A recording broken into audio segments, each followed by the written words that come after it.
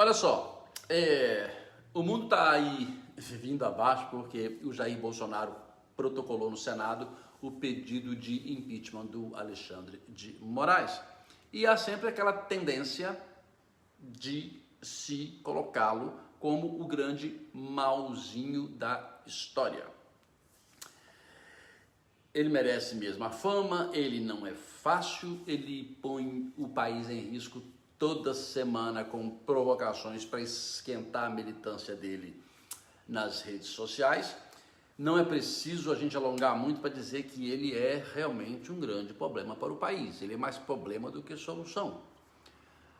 Mas é preciso também um mínimo de isenção para a gente olhar do outro lado e se questionar se o Judiciário e o STF, em especial, também não são os mauzinhos da história. Porque se eles têm autoridade e legitimidade para cobrar constitucionalidade de quem quer que seja, se a gente sabe que eles também cometem as suas inconstitucionalidades e que não são poucas.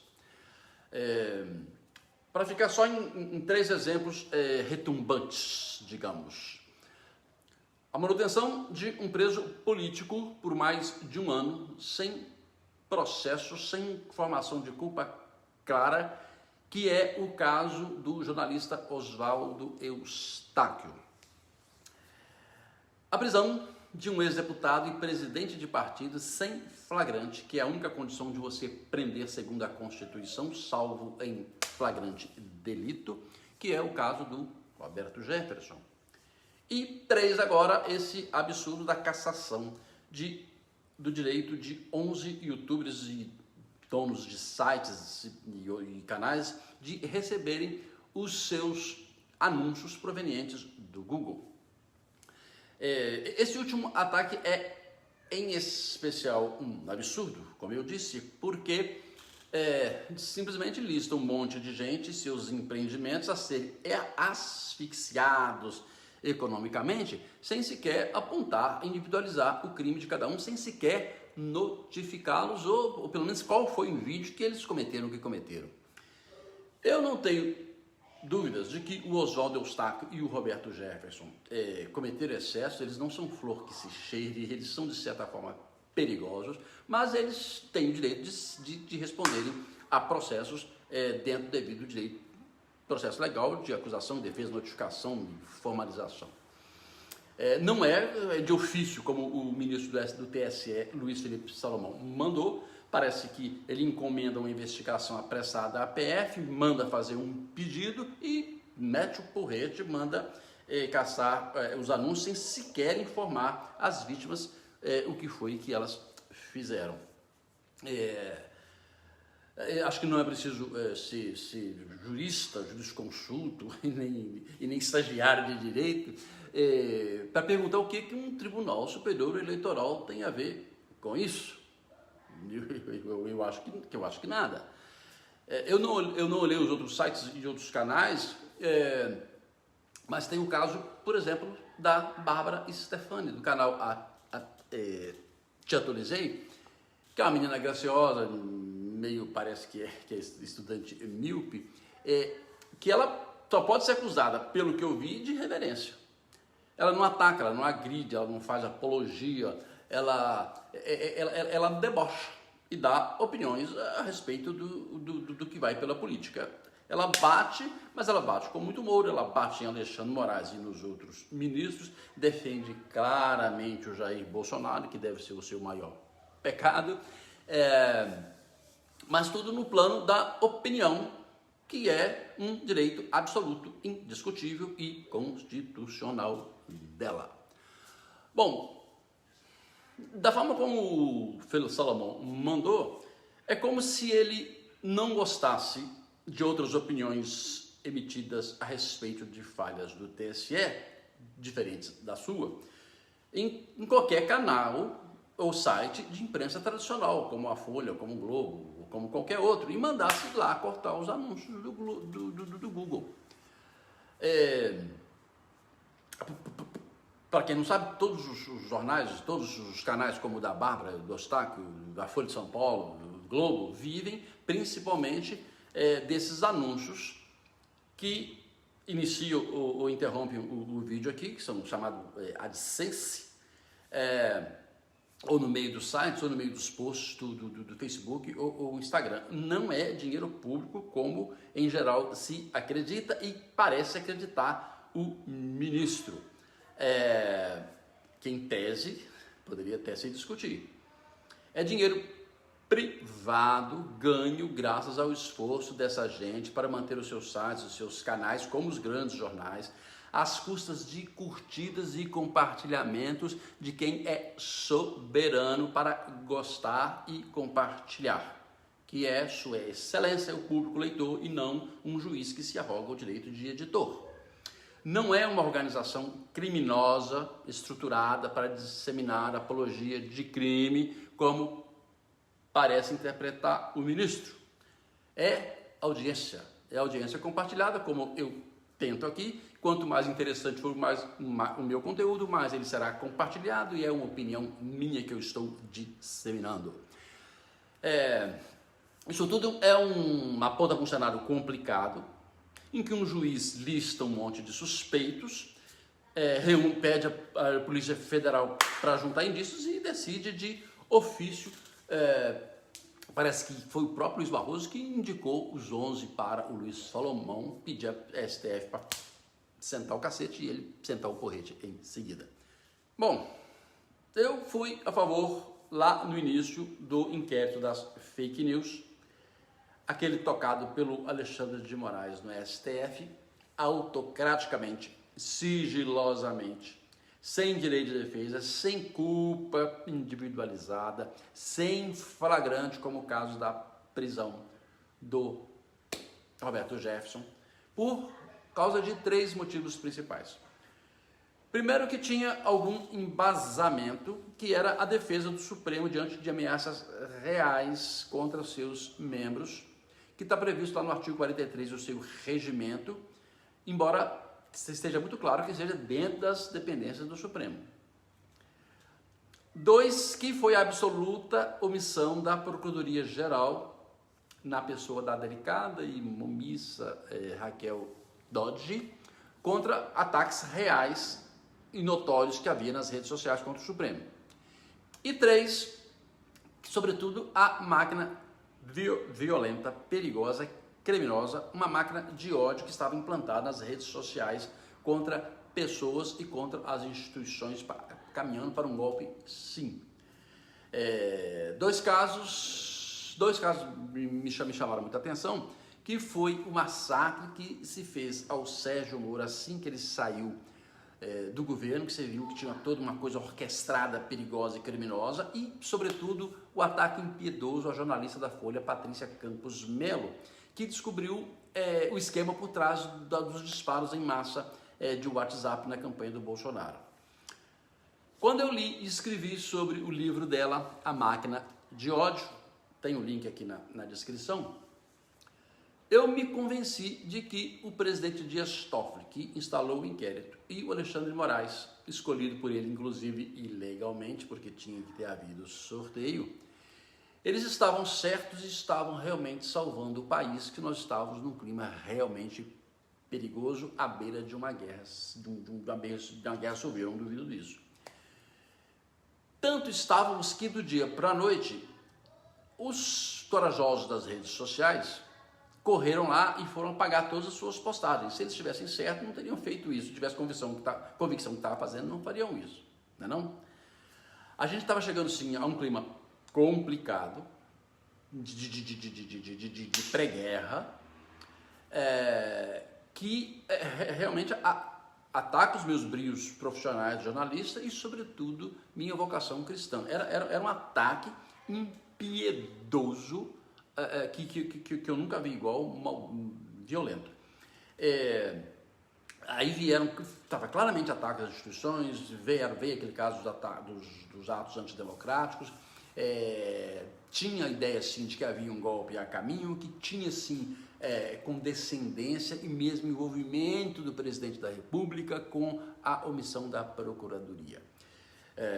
O inquérito das fake news, naquele momento, sim, ele veio dar um freio de arrumação, ele desanuviou o clima, teve um papel importante sim para instalar um mínimo de civilidade no mundo até então sem lei das redes sociais. O problema é que ele foi degringolando, sim, nas prisões arbitrárias, na repressão a direito de opinião, até nesse trem maluco do Salomão, e até chegar ao ponto de enquadrar o presidente da República nesse inquérito das fake news, que é uma excrescência. Se o inquérito é para preservar a integridade dos ministros do Supremo, mesmo que tenha uma interpretação marota, que é o que está também na rede social, dentro do Supremo, o que o presidente da República fez naquela live contra as urnas eletrônicas que ataca a integridade dos ministros? Eu acho que nada. Eu acho que é mais mesmo o poder absoluto do Alexandre de Moraes, que, como se diz a máxima, foi se corrompendo absolutamente, foi degringolando e criando até discípulos como Luiz Barroso e como Salomão, que fizeram essa maluquice de cortar o dinheiro dos youtubers. E aí chegou-se encurralou-se o Bolsonaro e ele chegou a esse pedido do impeachment, foi o máximo aonde ele poderia ter ido, que eu acho que é uma merda, mas eu acho que ele teve um papel importante, está tendo um papel importante para colocar o judiciário no olho do furacão, para expor também os seus excessos, para mostrar que eles também não são os heróis da história. E principalmente dar uma resposta à sociedade que tem uma altíssima rejeição, que tem a mais alta rejeição que já se teve contra o judiciário, sobretudo ao STF, e não é à toa. É pelos seguidos tapas que os ministros foram dando na cara da sociedade no festival de impunidade que eles foram patrocinando, que vem patrocinando há muito tempo, tirando os poderosos das garras da justiça. O Gilmar Mendes é um símbolo que a gente tem do cara que é muito responsável por esse estado de coisa, porque ele soltava todo mundo, soltava de manhã o que a Lava Jato prendia na noite anterior, e chegou-se ao ponto de anular tudo que mais importante a operação fez e ainda cancelou agora há pouco, anulou agora a punição de advogados que estavam desviando dinheiro da FEComércio no Rio. Quer dizer, eles deram um tapa na cara de uma sociedade que acreditava que havia um processo civilizatório em andamento com a prisão pela primeira vez dos poderosos e não só dos desdentados que enchem as nossas cadeias. Seja certo que para a maioria da população não tem dúvida de que a nossa insegurança jurídica ou nas cidades, nas ruas, é decorrência do judiciário, da forma como ele solta fácil, da forma que ele solta de manhã o que a polícia prendeu ontem à noite. Eu escrevi há pouco tempo que a terceira morte daquele serial killer lá de Goiás é culpa do judiciário, sim, porque se ele tivesse preso nas duas primeiras mortes que ele cometeu, cumprindo a pena dele, ele não teria matado as outras pessoas. As outras pessoas é sim culpa do judiciário.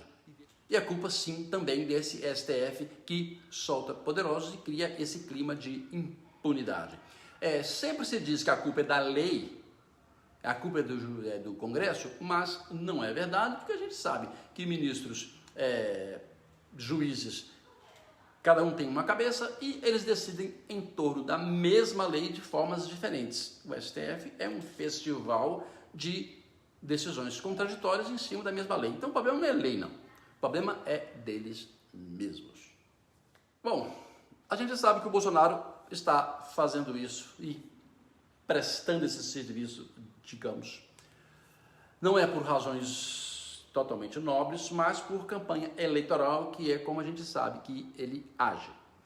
Se ele tivesse interesse realmente em mudar o Supremo, em mudar, higienizar esse sistema, ele seria menos seletivo do que ele vem sendo e pegasse onde devia pegar mesmo, no osso da coisa. Ele vem batendo no Moraes e no Luiz Barroso, porque são ministros que já o prejudicaram o suficiente e não tem muito o que prejudicá-lo mais, e não bate nos ministros que são, a meu ver, maiores problemas para o STF, que podem ajudá-lo, já o ajudaram e poderão ajudá-lo, que é o caso do Gilmar Mendes e do Dias Toffoli. O Dias Toffoli ajudou o Bolsonaro a dar foro especial para o seu filho no caso da rachadinha no Rio de Janeiro, tirou as notificações do COAF de dentro do processo que o beneficiava, ratificando decisões não por acaso de Gilmar Mendes. Então ele age calculadamente para pessoas que podem ajudá-lo ou não. Se ele quisesse realmente higienizar o sistema, se ele quisesse realmente mudar o STF, ele poderia tentar buscar coisas que estão fora das decisões dos ministros, que estão fora de decisões. A gente sabe que a Constituição não permite você pedir impeachment de ministro por causa de suas opiniões, de suas decisões e votos. Mas você pode sim, por seus interesses mal explicados, por seus interesses que estão fora de processos. O Bolsonaro poderia pedir lá, se ele não quer fazer isso, terceiriza para seus amigos lá do Centrão, para pedir investigação, correr atrás de coisas que se sabe dos interesses, dos conflitos de interesses de que o ministro tem muito.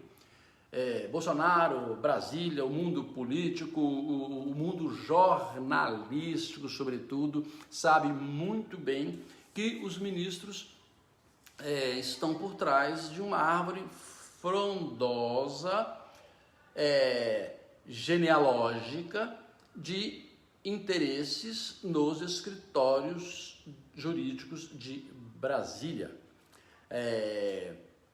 Tem muito interesse aí a ser explorado, tem muito tráfico de influência, tem votos claramente suspeitos. O Gilmar já deu voto em que ele era nitidamente suspeito.